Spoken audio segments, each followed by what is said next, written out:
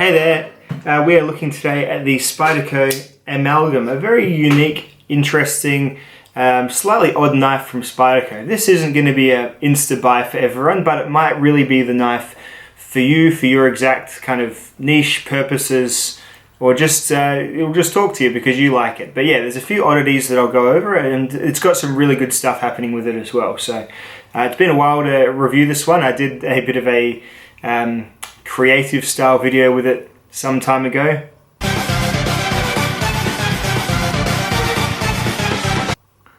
I'm not sure if I'll continue that series or not.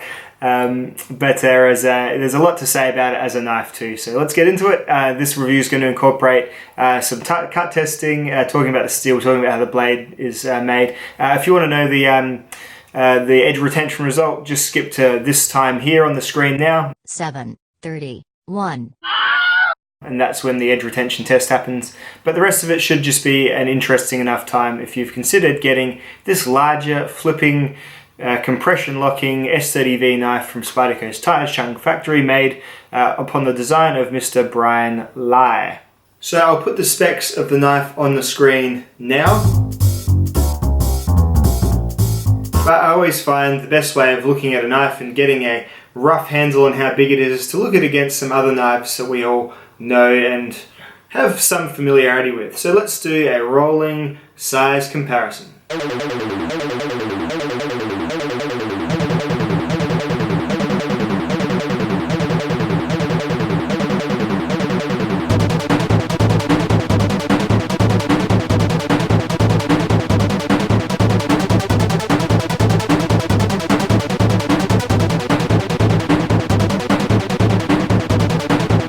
America, fuck yeah.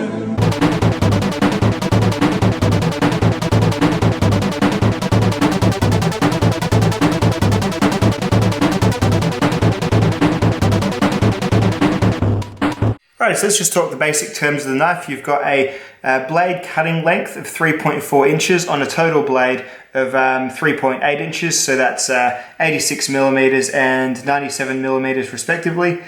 Overall, the thing is 226 millimeters long, it's 8.9 inches. When you close it, it's 5.1 inches, 130 millimeters. It's a pretty big knife. Look, it's a Endura class in terms of size at any rate. The blade thickness is 3.5 millimeters and it maintains that thickness all the way towards the tip. I'll show you some comparisons with this, the Endura, the Delica, the Paramilitary, and you'll see it's a much more robust blade than you usually get with the Spyderco. It is sort of definitely designed to be, I guess, a thicker and stronger blade perhaps. Overall, pointing towards some perhaps hard use philosophy behind it, how successful it is at that, I'll speak on later, I guess. The lengthy handle here is a G10/carbon fiber, so the carbon fiber is just a laminate sheet on the top. This one's quite well textured. I really do enjoy how it feels, but it does just kind of feel a bit like G10, so they probably could have gone with that and saved a few bucks, but it looks kind of okay. It looks a little bit different, I guess, to G10. It does have that sort of interwoven mesh sort of basket style look to it, which is nice. All the Torx are number 8s on it to get the whole thing apart. It's got a compression lock, which is a type of lock, kind of like a reverse liner lock, but also with a bit like a cross between a liner and a triad lock. It's hard. You know what it is? It's the compression lock. This liner here that you press across pins the blade tang between this post here on the back, making for a very strong lock that you can operate without putting your hands in the path of the blade. So very, very cool. Flipper deployment, and it deploys really well, and it's a ball bearing system, and it is overall a pretty large, pretty beefy knife. The clip is 4 ways, so here and here. You can put it tip up, tip down, left, right, or whatever carry, and then you've got a lanyard hole there, which isn't super gratuitous, just a little lanyard hole for the lanyard bros, which I am certainly not one. Never put lanyards on my knives. You can also open it using the spider hole by flipping it open like that. So there you go, that's the basics of the knife, and that hopefully also armed with the info from the size comparisons I showed you before will give you an idea of how it goes in your hand.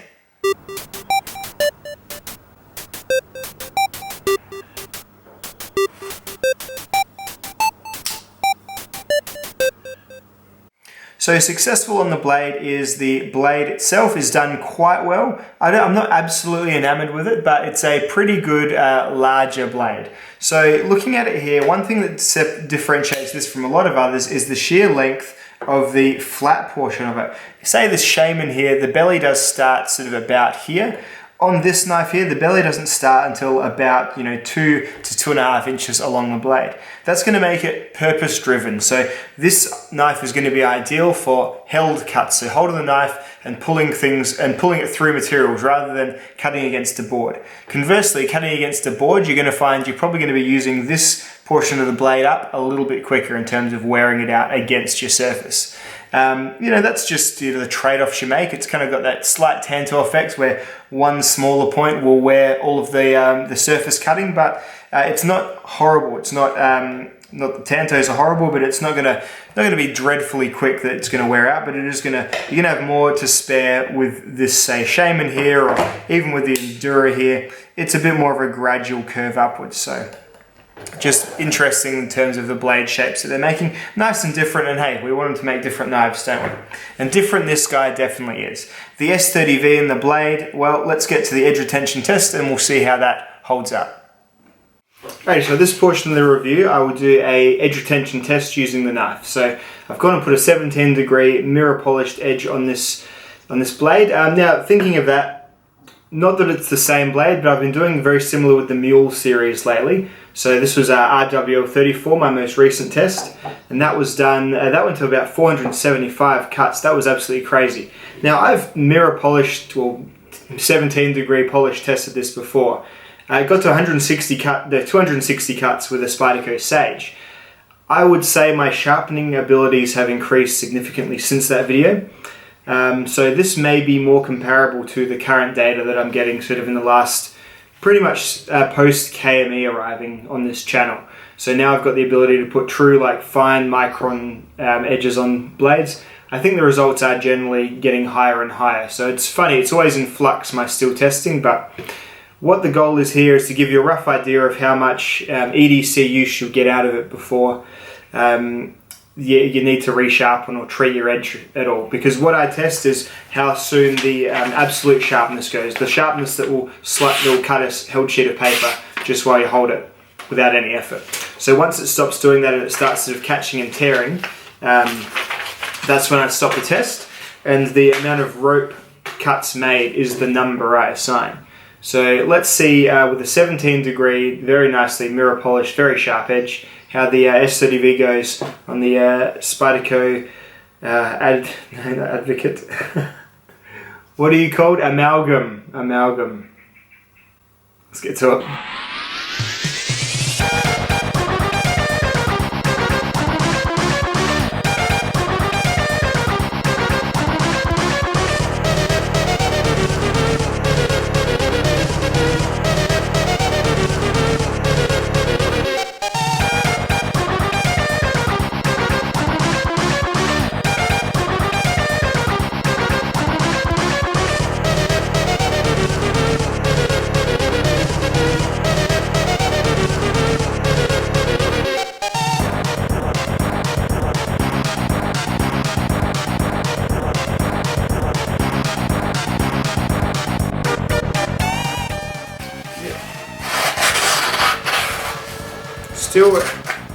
Still definitely a good working edge, but yes, there are some flat spots or whatever it is that's just worn down, so it is no longer reliably slicing paper at 425.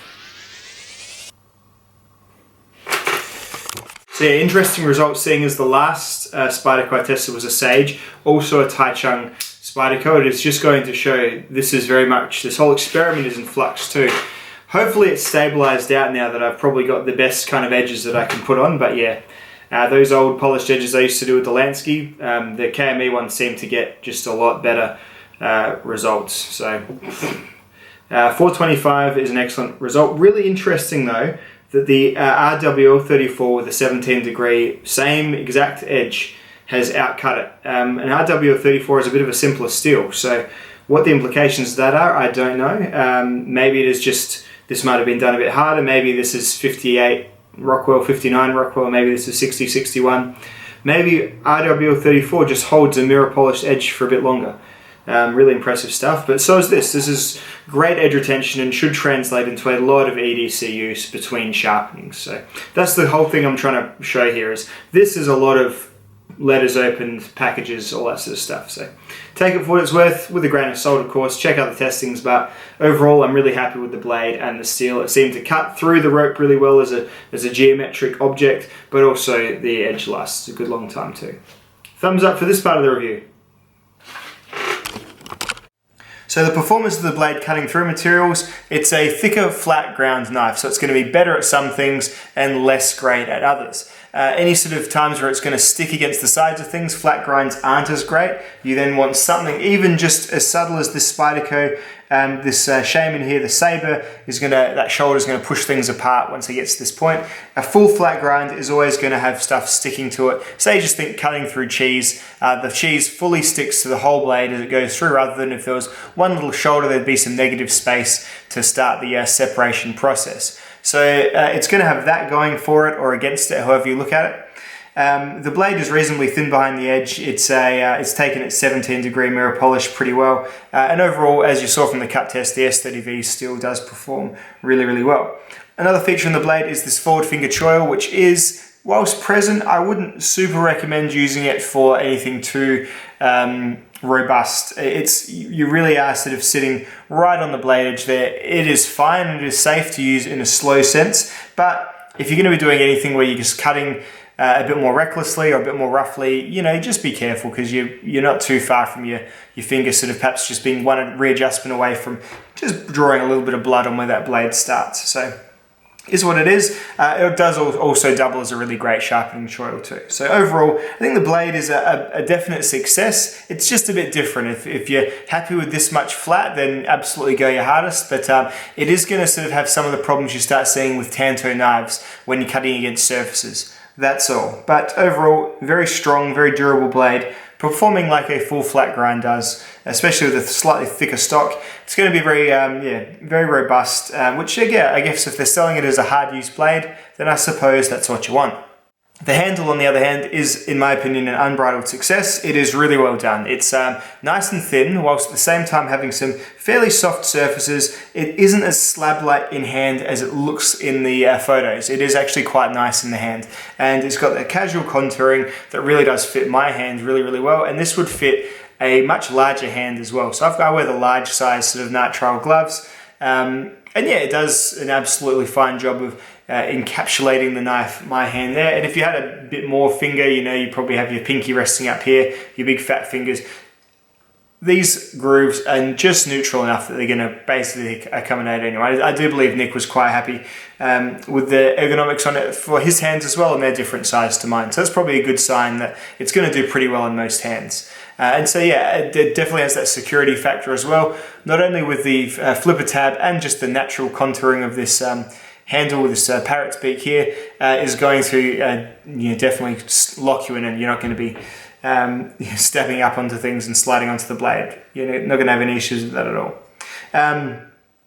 One thing, I guess, is the jimping on the back. Whether you like jimping or not, it's got a little bit of bite to it. Again, perhaps leaning into this being maybe a gloves knife or a harder use knife. I don't know. I'm not really one for excessive jimping. I don't think it's needed on every single knife. Say I feel, even on this Endura, it's there, but it's not essential for me. I'm not a huge fan of it. I'm not a massive proponent that every knife needs it, as a lot of knife bros seem to be. So hey, it's just not 100% easy on the thumb, is what I'm saying. Now, you've got a really cool feature for this for a Spyderco, is that, as you see with most others, they've managed to incorporate the spider hole, but without having it humped. So it has got a nice flat profile here, a bit like the shaman again, shaman, I'm saying it like Nick. Big sort of just constant curve going, which is really nice, and I like that a lot more when Spydercos do this than when they don't. Even where is the Caribbean here has a slight hump there. Some people say it's good for a thumb rest, and I guess maybe the jimping here, sort of just kind of breaking it down as I go through it, maybe the jimping here is necessary, as there is not that normal thumb hole, thumb rest that Spydercos often have. So there's that too. So overall, it's a great knife in the hand, and I really do like how it works and like how it cuts, and the overall performance once it is an open knife in your hand and you're using it as a knife performs really, really well. Alright, so let's talk about the weirdnesses of this knife, because it is a little bit, some of the things don't quite stack up. So I would say they're making this for quote-unquote harder use. Now, if you're someone who hard uses your expensive knives at your work site and you don't just use the utility blades or whatever tools, then for sure, I mean, I do personally, I enjoy carrying a nice pocket knife, so I generally do sometimes put my nice pocket knives into harder working roles. I haven't done a huge amount of hard use with this one because I always am wary of it when a knife is on ball bearings. Hard use to me is generally working outside, and that is generally leaving the knife on something and it getting knocked off and just having some contact with the actual dirt. A simple throw of this and the Caribbean into the dirt and a bit of kick over, it does reveal that pivots such as this, the ball bearing pivots, don't respond that well to dirt. They do require a few extra steps to get them quiet again. I have finally got it quiet, but it is still slightly gritty a couple of days on from when I did the dirt test. So just something to note. It always sort of struck me the same about zero tolerance knives. In fact, this is probably most similar to the ZT-0452, I reckon, CF, that big old Sinkovich one. I reckon it's a similar kind of knife purpose, even capability. Obviously design difference, but I'd say the same purpose, you know? And I always thought with the zero tolerances, they're made for this hard use. I just think that ball bearing pivots aren't particularly great for anything that's approaching a mucky environment. It's just, it'll require too many takedowns to get it working just right. In fact, I would probably need to take this knife down and, you know, actually clean out the ball bearing system to be able to properly get rid of that scratchy dust.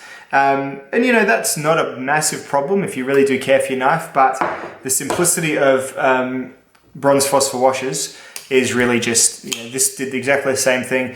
And I basically got the dirt out by running it under a cold tap and opening and closing it a couple of times, and it was absolutely back to normal. So there's no noise in this one at all. It's back to being completely silent. So yeah, that's just one sort of odd thing. The compression lock's a great lock for hard use, as is, you know, successfully used on the Shaman for sure. I'm just going to go out here and say this: Spyderco compression lock flippers aren't a good idea. They're just not. They're not so good that they're worth the oddness that they entail. And I think that's a conclusion that we can all sort of reach, having actually used a few of them now. Just that extra step of adding a little bit of extra muscle memory to clearing that flipper area when you close it, I just don't think it is worth not just making this a compression lock thumb hole opener. And while, yeah, you can absolutely thumb hole open the knife, you're going to find this flipper tab will push past your finger when you go and do that. Not a huge deal, but just one of those things. Why? Is all I'd be saying. You know, what does Ian Malcolm say? Yeah, but your scientists were so preoccupied with whether or not they could that they didn't stop to think if they should. Yeah, it's a bit like that. It's a could, but is it really a should? And it's just something. This would have been a better knife, just a nice, long, cool, slender design as it is, without the compression lock flipper. Compression lock, bronze phosphor. This knife would still have had plenty unique going for it, and I just think that's probably what's worth. I think it's worth sort of taking it to that level of let's just not.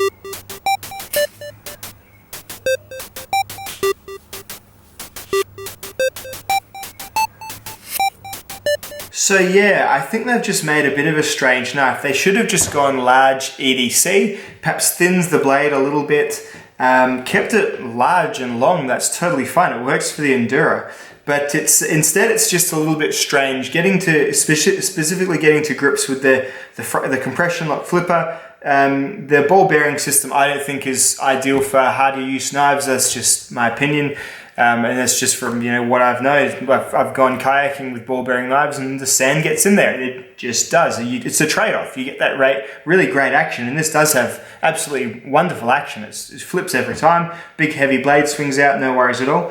I just think Spyderco does this job better with its existing stable of knives. This isn't really doing anything better than any of these. So for the Enduro, you've got a low cost, really durable,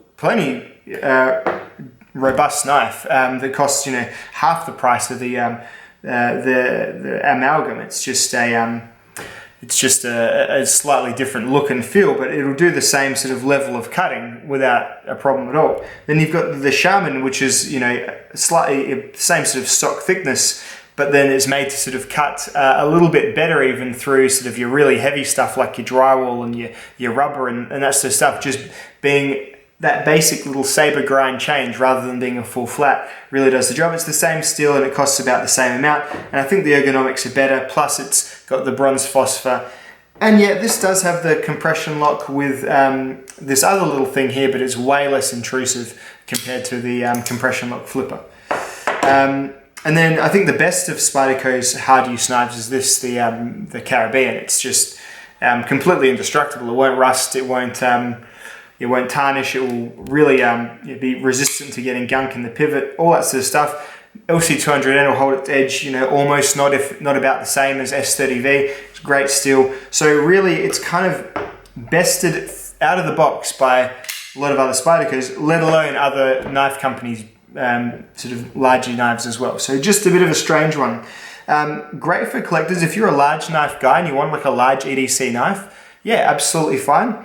It really doesn't scream self-defense to me. It's just kind of got that big kind of butter knife shape to it. It does have a tip for sure, but it would be able to function in that role as well if you are considering a knife like that. It does definitely have enough slide forward protection. So maybe it's just not for the purposes that I consider when I buy knives. But yeah, I would just definitely take one of these two, or if not one of these three knives out to the job site before I took the Amalgam. So that's kind of all I'm saying here. It's a good large EDC, but then that's a crowded field as well. But when it kind of really goes against Spyderco's own sort of rugged use knives, I just think it comes up just a little bit short. So that's my review of the Amalgam. I hope you like it. I really don't dislike the knife at all. It's not a bad knife by any sense. It's just not, probably not the knife for me, that's all. And just, I can't help but see some of the weirdnesses that I would just change to make it a better knife for me, a better just large EDC knife, which I do like. I do like a lot. Alright guys, I'll see you in the next one. Goodbye.